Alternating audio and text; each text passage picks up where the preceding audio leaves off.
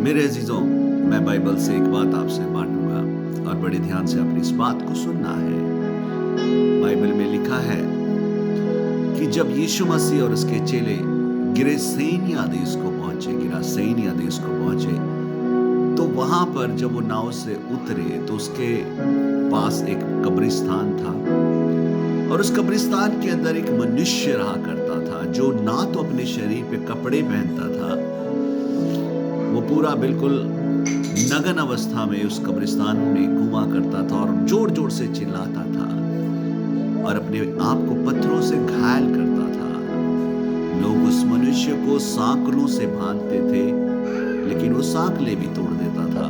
बहुत बलशाली वो मनुष्य था।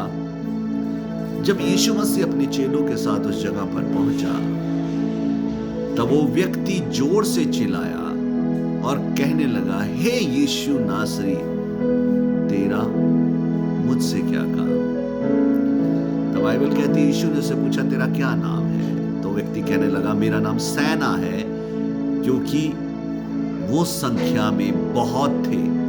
अर्थात वो व्यक्ति नहीं था, बल्कि उसके अंदर दुष्ट आत्माएं थी, शैतानी आत्माएं थी और वो सेना थी। सेना में सेना की टुकड़ी के अंदर कम से कम 2000, somebody says कि 6000 सैनिक होते हैं, तब वो एक सेना बनती है। अर्थात उस मनुष्य के अंदर 2000 या 6000 दुष्ट आत्माएं थी और उन दुष्ट आत्माओं ने उस मनुष्य की हालत ऐसी कर रखी थी कि वो बिल्कुल नग्न अवस्था में अपने आप को घायल करता था, घुमा करता था, चिल्लाता था। वो घर में नहीं रहता था, क्योंकि उसकी हालत ऐसी नहीं थी कि वो घर में रखा जाए। लेकिन जब यीशु से मिला, तब यीशु ने उससे कहा, इस व्यक्ति के अंदर से निकल जा, और वो निकल गई। मेरे प्रियो, ये काम छोटा सा नहीं है, ये काम बहुत बड़ा है। हमारी जिंदगी के अंदर आज हमें जरूरत है प्रभु की। आज मनुष्य किसी ना किसी तरीके से फंसा है, उलझा है। वो उन बातों में उलझा है, उन कामों में उलझा है जिन्हें शायद उसे पता भी नहीं, मनुष्य को, कि मेरे साथ हो क्या रहा है। वो सोचता है कि शायद मेरे सौभाग्य में या मेरे भाग्य, मेरे नसीब में, मेरी किस्मत में ऐसा लिखा है। ऐसा नहीं है मेरे प्रियो। ईश्वर हर एक मनुष्य की किस्मत अच्छी लिखता है। एक बाप, चाहे उसके लड़का है, लड़की है, चाहे जैसा भी उसका बच्चा है, वो हर एक को अच्छा, हर एक के लिए यही चाहता है कि मेरे बच्चे का जीवन अच्छा जिए, वो अच्छा जीवन व्यतीत करे। तो वो ईश्वर परमेश्वर, जिसे हमें परम पिता परमेश्वर कहते हैं, वो कैसे अपने बच्चे का जीवन गलत नसीब लिख सकता है? वो गलत नसीब कैसे लिखेगा? वो नहीं लिखता।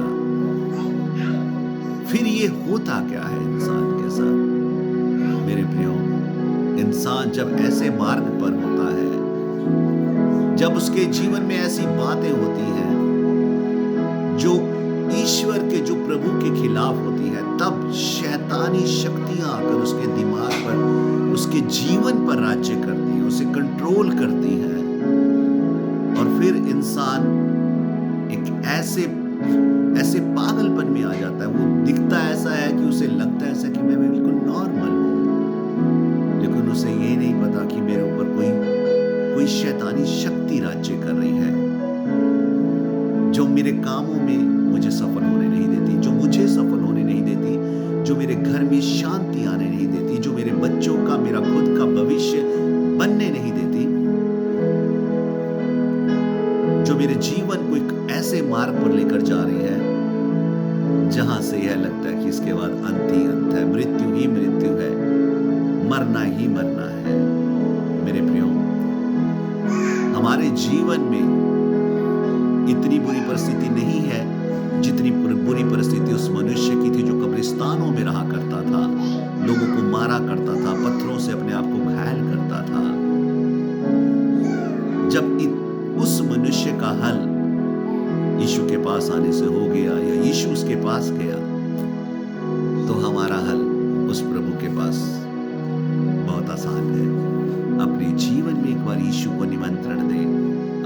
जीवन में एक बार यीशु मसीह को मौका दें। वो आपसे प्रेम करता है।